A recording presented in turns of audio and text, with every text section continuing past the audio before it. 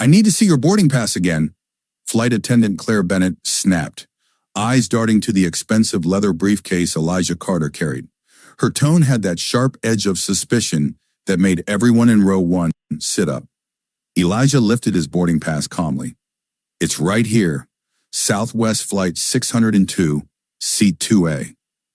Claire leaned closer, her voice louder, carrying into the aisle. Are you sure about that? This seat, it's premium, first class. You don't look like you should be here. Passengers nearby shifted uncomfortably. A man in 2C muttered, "Wow," while another woman in 3B whispered to her friend, staring at Elijah.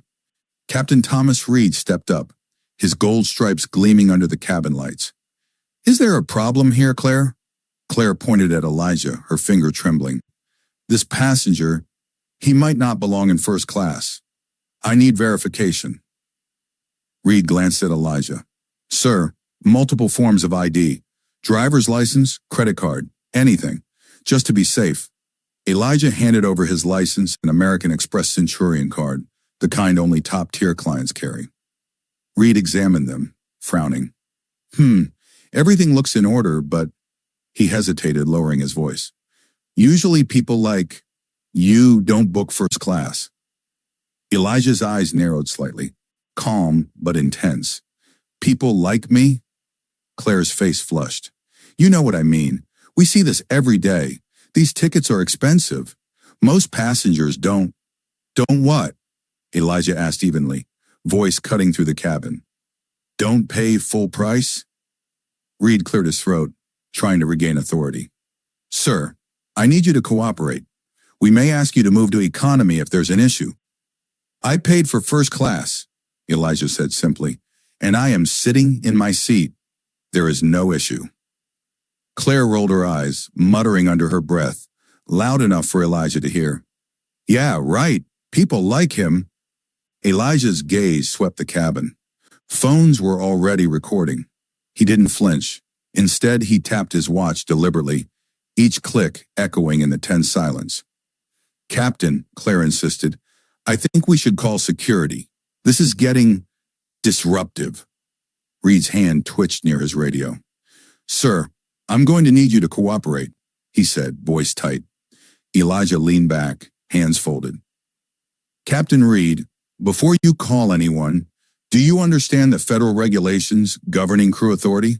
Specifically, FAR 91.11? Reed blinked, caught off guard. "What? Sir, you're making this complicated." Elijah's voice remained calm, deliberate. "I'm making it clear that any forced removal without legal cause could have serious consequences for you, for your staff, and for this airline." Claire's hand flew to her mouth. Passengers started whispering, recording, live streaming. The tension was palpable. "Captain," Elijah continued, "I suggest you think carefully before taking action, because everyone here is watching, and what you choose next will not remain private." The businesswoman in 1C checked her phone. "This is insane. Live streaming it?" she muttered to her companion. Elijah's calm, deliberate demeanor made Reed hesitate. His crew had reported problem passenger, yet here he sat, perfectly compliant, perfectly poised, and clearly being judged unfairly. Claire muttered again, loud enough for others to hear. "People like him. Probably bought the ticket from some sketchy site." Elijah's voice dropped just enough for everyone to hear. "People like me?" Reed's throat tightened. Something about the words made him pause. He could feel the eyes of the passengers on him, many already recording. Just then, Elijah tapped his tablet. A new notification appeared. "Captain, one more thing before security arrives. This conversation is being recorded by multiple devices." Claire's face went pale. The cabin hummed with whispers. Phones were pointed, cameras rolling. Elijah's voice remained calm, almost serene. "And in about 30 seconds, you're going to receive a phone call that will change everything." The intercom crackled. Reed reached for it. "Southwest Operations?" "Yes?" A stern female voice replied. "Captain Reed, we are monitoring Flight 602. Handle this situation quietly and immediately. Further instructions will follow. Elijah smiled faintly. Not smug, not aggressive, just knowing. Captain, your next decision will be seen by thousands in real time. Choose carefully. The cabin door opened with a sharp hiss. Two security officers, Mark Daniels and Lila Hernandez, stepped in, badges glinting under the fluorescent lights. Captain Reed, Daniels said, surveying the tense cabin, we're here for a passenger removal. What's the situation? Reed straightened, his fingers gripping the intercom mic. Sir, he said, voice tight, this passenger has been disruptive, refuses to provide multiple forms of ID and won't comply with instructions. We believe he may not belong in first class. Elijah remained seated, hands folded, calm as a storm. I've provided all documentation requested. My ticket is valid. I am not being disruptive, and I am sitting in my assigned seat. Claire Bennett stepped forward, voice rising. He keeps insisting he's okay, but look at him. Don't you see it? He's planning something. People like him don't usually fly first class. Daniels and Hernandez exchanged a glance. Sir, we need you to come with us voluntarily, Hernandez said, tone firm. Elijah leaned back slightly, tapping his Patek Philippe watch with deliberate rhythm. I am in my seat with valid documentation. I am not going anywhere. And Captain Reed, before you proceed, do you fully understand the legal implications of removing a passenger unlawfully? The words landed like ice. Reed's face drained of color. What are you implying? Elijah smiled faintly, calm and commanding. I'm implying that if you remove me without cause, you will be personally liable for any damages incurred. Your crew's assumptions about me have already been captured by multiple devices. Every single action is recorded. Claire's hand trembled over her phone. Passengers were live streaming, whispering, filming everything. The viewer count skyrocketed. Daniel stepped closer. Sir, this is your final warning. Stand up and comply. I am seated in my rightful seat, Elijah replied evenly. I am complying fully with airline policy. You, Captain Reed, and your crew are the ones acting outside protocol. Hernandez frowned. Sir, we have explicit authority to remove passengers interfering with flight operations. Elijah's calm, measured voice cut through the tension. And Captain Reed, you reported that I am disruptive based solely on appearance, assumptions, and your bias. That is a violation of civil rights law. That is discrimination, and that is now being documented live by over 25,000 viewers. Reed swallowed hard. This isn't how it usually goes. I've handled problem passengers before. You've handled problem passengers by acting on assumptions about people who look like me, Elijah said, voice steady but sharp. How many black passengers have you removed from first class without cause? Be honest, Captain. Now is the time. The cabin went silent.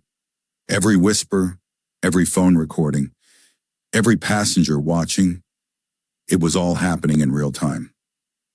Daniels and Hernandez froze, unsure. Reed's hands shook slightly over the intercom.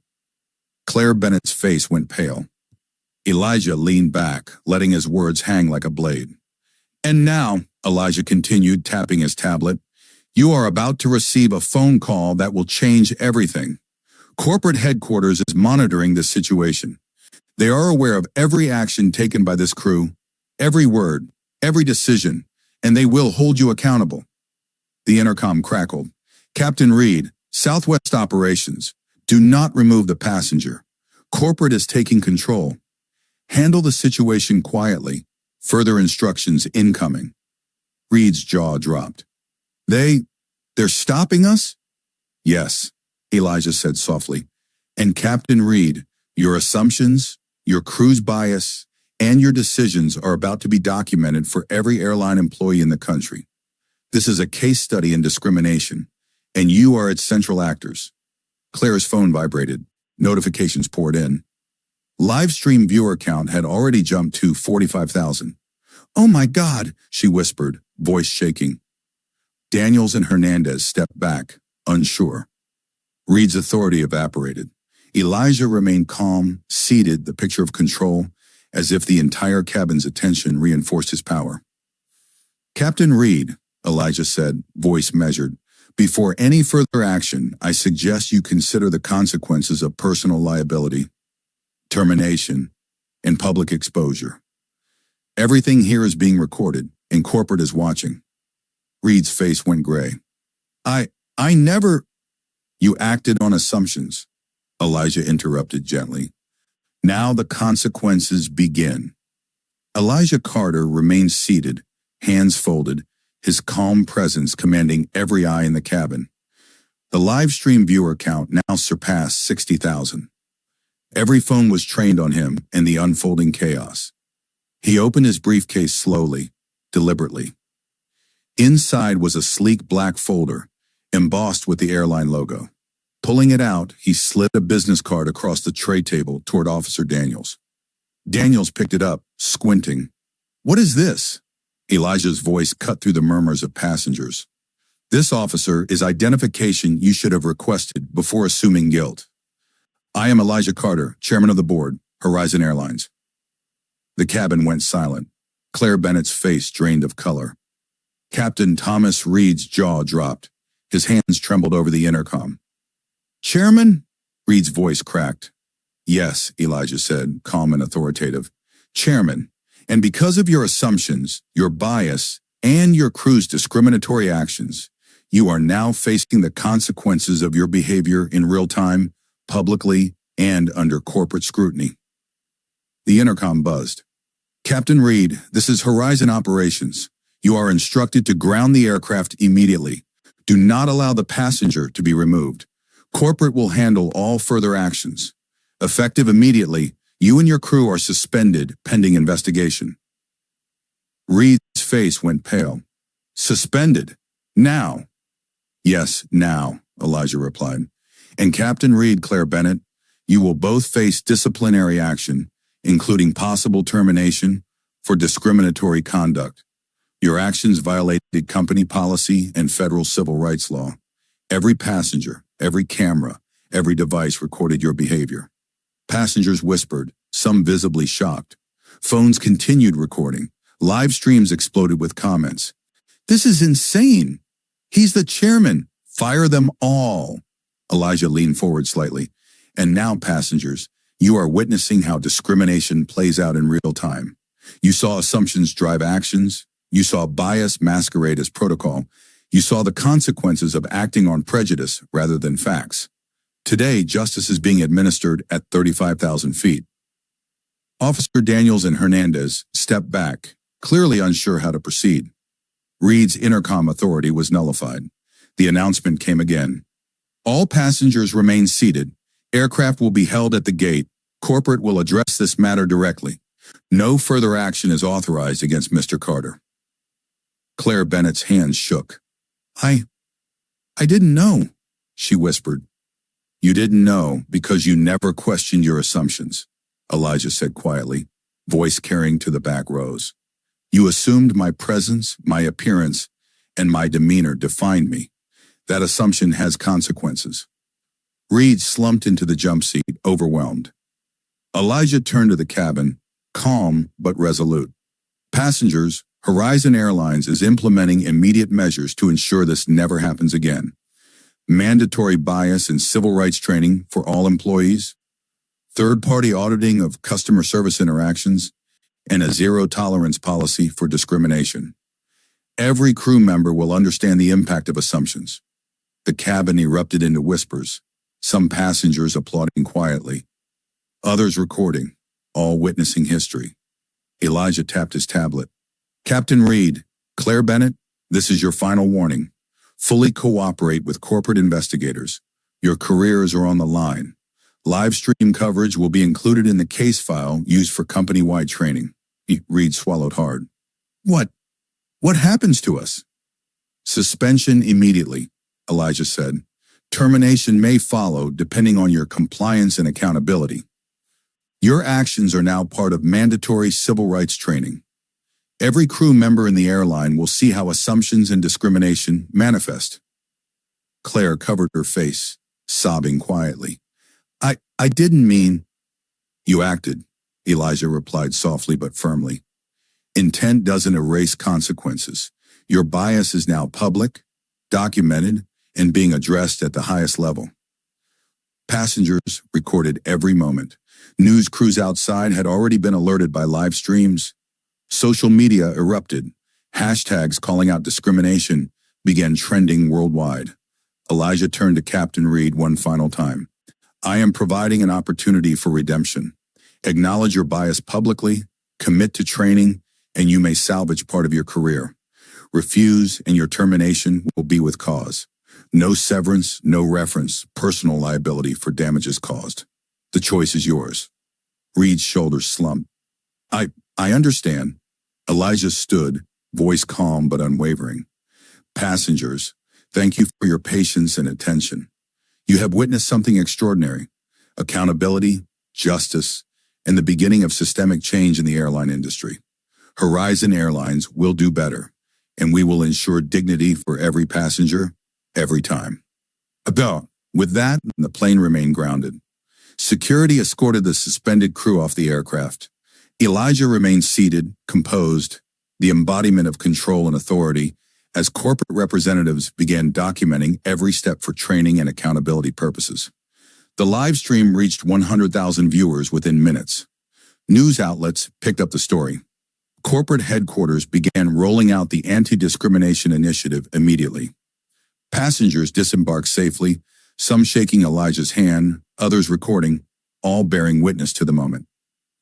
The cabin was still tense, but a new energy had begun to fill the air. Elijah Carter remained seated in first class, composed, as passengers whispered, recorded, and absorbed every moment. Phones continued to stream live footage, some passengers already contacting friends and family to witness the unfolding history. Outside, the airport gates were chaotic. News vans lined the tarmac. Social media accounts exploded with footage captured by passengers in Emma Reynolds' live stream, which now surpassed 150,000 viewers. Hashtags calling out airline discrimination were trending nationally. #Horizon Accountability, #Discrimination Exposed, #BSN Airlines.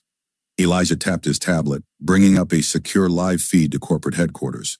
The executives, legal team, and HR department appeared on screen immediately. Good evening, Elijah said, voice calm, unwavering. You are witnessing the results of unchecked assumptions and bias in real time. Captain Reed and Claire Bennett acted on presumptions, not facts. That behavior is no longer tolerated. This is the moment systemic change begins. The corporate executives, stunned, were silent. Legal counsel typed furiously. HR representatives whispered among themselves, noting the presence of live documentation from passengers, corporate tablets, and streaming footage. Elijah addressed the cabin, turning slightly to engage the passengers directly. Ladies and gentlemen, what you witnessed today is the reality of discrimination in the airline industry. But this is also the solution in action. Horizon Airlines will immediately implement 1. Mandatory bias and civil rights training for all employees. 2. Real-time auditing of passenger interactions. 3. A zero-tolerance policy for discriminatory actions with immediate consequences. 4. Collaboration with civil rights organizations to ensure passenger protection. Passengers, you are witnesses. Employees will be held accountable, not tomorrow, not next week, but immediately. Today's actions are documented and will become part of mandatory training for every crew member in the company. Justice does not wait. The live stream exploded further. Comments poured in from across the globe. Finally, accountability at 35,000 feet. This is historic. Elijah Carter is a hero. Some viewers tagged civil rights organizations, while others shared footage of family members experiencing discrimination on flights. Elijah swiped to another screen. The stock market and corporate communications dashboard displayed the immediate effects of the story going public.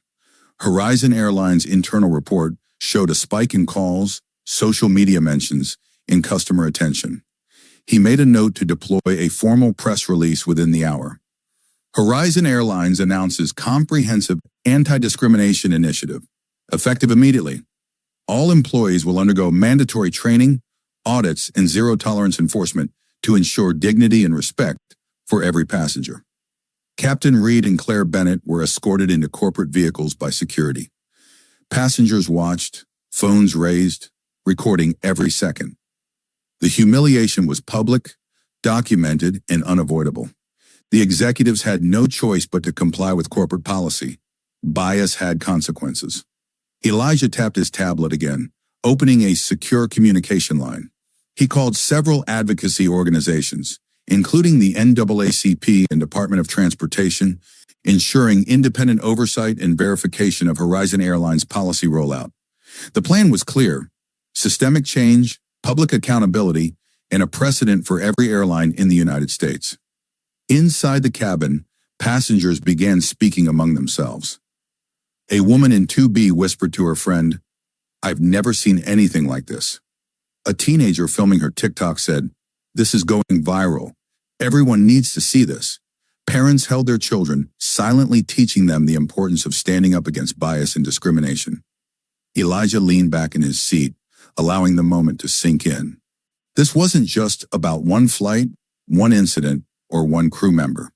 This was about changing the culture of the entire airline industry. The training programs he had been preparing for months were now activated, starting with this real-life case study. He checked the live feed from the media outside. Helicopters hovered overhead, news vans blared loudspeakers, and reporters were already preparing coverage of the incident. Within minutes, multiple news outlets went live with the headline, "Black Chairman Exposes Airline Discrimination, Mid-Flight Captains and Crew Suspended." Elijah smiled faintly, tapping a few keys. A secure message went out to corporate leadership. Immediate deployment of anti-discrimination initiative. Public acknowledgement required. Training begins now. Passengers applauded quietly as the plane finally began the boarding process for deplaning, orderly yet electrified. Each person who had recorded, live-streamed, or witnessed the event understood the gravity. Justice had not been delayed. It had been executed in real time, 35,000 feet above the ground. Elijah addressed the cabin one final time. This moment is for every passenger who has ever been judged unfairly, for every employee who has ever been pressured to act on bias, and for every family watching today. Change begins with awareness, accountability, and courage. You have all participated in this historic moment. As passengers deplaned, corporate representatives and federal civil rights investigators boarded the aircraft. Documentation, recorded footage, and live streams were collected to ensure the incident would serve as a permanent case study. Elijah finally gathered his personal belongings, standing tall in first class. He paused at the cabin door, looking back at the crew, passengers, and the captured moments of bias. "Remember," he said softly but with authority, "this is how change begins. With visibility, with courage, with accountability. Every person here has seen it happen, and now the airline industry can no longer hide behind protocol when prejudice dictates actions." The plane touched down in Phoenix under the watchful eyes of the media and corporate observers. Passengers disembarked, each carrying the story forward. Social media buzzed with footage, commentary, and outrage. The story was now a national conversation, prompting other airlines to review and revise their protocols in anticipation of public scrutiny. Elijah remained calm, resolute, and focused. This flight was only the beginning. The systematic implementation of bias-free policy, accountability, and civil rights enforcement would follow immediately. Every employee would be trained, every protocol audited, and every incident documented. The airline industry would be held accountable, not in theory, but in practice. He walked through the cabin one last time, making eye contact with passengers who had witnessed the event. "You have seen justice in action," he said. "Use what you witnessed today. Record, share, educate. Change happens when ordinary people refuse to look away." Outside, the media continued to swarm. Cameras caught the crew being escorted for investigation. Social media exploded, advocacy organizations tweeted, and viewers across the nation debated, discussed, and analyzed the events of the flight. Elijah Carter stepped onto the tarmac, confident, composed, carrying the weight of systemic change, the power of accountability, and the assurance that today, the airline industry had been forever altered. 3 months had passed since Elijah Carter's flight incident. Horizon Airlines was no longer the same company. Every hub, every crew briefing, every customer service interaction had been transformed by the events of that fateful flight. Inside Horizon Airlines' corporate headquarters, Elijah reviewed reports, live feeds, and compliance dashboards. Every airport, every gate, every flight was now monitored for bias, discrimination, and violations of civil rights policies. Body cameras, auditing systems, and mandatory reporting ensured transparency at every level. Meanwhile, Captain Thomas Reed and flight attendant Claire Bennett had begun a year-long program designed not just for accountability, but for education. Their first session, reliving the flight in detail, witnessing the moments they had acted on assumption rather than fact. Elijah's team had prepared a comprehensive training module, Bias in the Sky, How Assumptions Endanger Justice. Claire sat in a training room, video from her own live-streamed interactions playing on the large screen. She flinched at the memory of pointing at Elijah, questioning his ticket, and speaking with aggression. Reed watched silently, fists clenched, realizing for the first time how easily authority and protocol could become weapons when guided by prejudice. Elijah observed both, calmly, with measured authority. "You both had choices," he said. Choices that were not just procedural, they were moral. Every passenger, every interaction, is an opportunity to uphold justice or perpetuate harm. Today you will see how your choices affected hundreds of thousands of people, and tomorrow you will ensure it never happens again. The corporate offices buzzed with new training initiatives. Flight crews were being educated on unconscious bias, civil rights law, and passenger rights. Each terminal had posters reminding staff, "Assumption is the enemy of justice. Every passenger deserves dignity." Passengers themselves had become advocates. Videos of Elijah's confrontation circulated worldwide. Advocacy groups held webinars teaching individuals how to recognize, document, and act against discrimination in travel. Airlines that had previously ignored complaints were now under scrutiny, forced to implement new standards. One of Elijah's first follow-ups was a virtual session with passengers from the original flight. They shared testimonials, recounted the emotions they had felt, and described the courage required to document the injustice. "I've never felt so powerless," one passenger said, "but seeing him handle it changed how I view accountability." Captain Reed and Claire Bennett were now facilitators in the training program, guiding crews through real-world scenarios based on live incidents. Initially resistant, they gradually internalized the lessons. Reed admitted in a group session, "I never realized how my assumptions could cause real harm. I thought I was enforcing policy, but I was enforcing prejudice. That's not acceptable." Claire added quietly, "I've spent 8 years thinking I was careful, fair. I wasn't, and now I can't ignore it." Their personal transformations became part of the story, demonstrating that acknowledgement and education could prevent future injustice. Horizon Airlines reported measurable outcomes within months. Discrimination complaints dropped by 87%. Employee compliance with bias training reached 100%. Passengers reported a significantly higher level of perceived fairness and respect.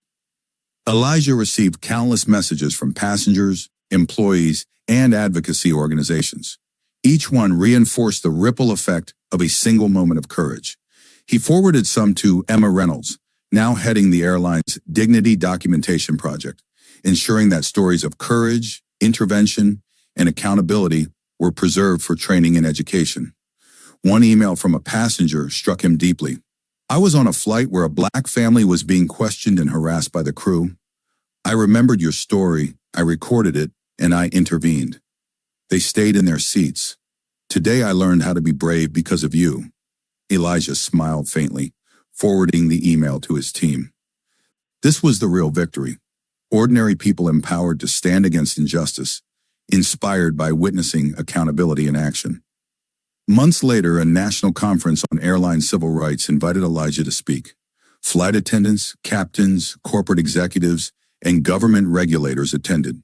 "What you saw that day," Elijah said, "was not just a confrontation, It was a test of integrity, of accountability, and of moral courage.